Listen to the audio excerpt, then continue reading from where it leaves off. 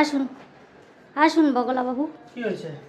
না তুমি গরমের সময় তরমুজ এনেছো, আমি সিঁড়ি দিয়ে তুমি উঠছিলে যখন আমি দেখলাম, খুব ভালো লেগেছে, মনটা খুশি হয়ে গেছে। কিন্তু কিন্তু যার জন্য আমি দাঁড়িয়ে আছি, এটা হাঁ কেন?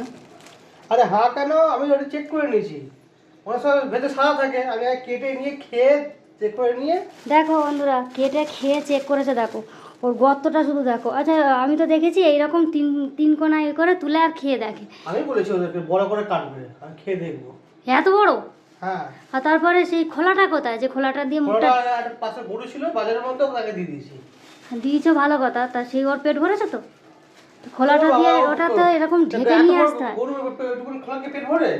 তা ওটা দিয়েছো কেন? ওই খোলাটা দিয়ে ওটা ঢেকে নিয়ে আসতে হয় তো। তা আমি খেয়ে ওই ঢেকে দিয়ে নিয়ে আসবো এই জিনিসটা। তা আমরাই তো খাবো, এ ঠাকুরছে। ওটা লোকের নজর পড়লো কত, বাজারের মধ্যে দিয়ে নিয়ে আসছো তো। তোমার কি সব ব্যাপারে অশান্তি না করলে হয় না নাকি? না অশান্তি না, ওই নজর পড়লো, নোংরা আছে, তুমি অত বড় একটা হাঁ করে লোকের সামনে দিয়ে নিয়ে চলে এলে প্যাকেট। ক্যামেরাটা দাও।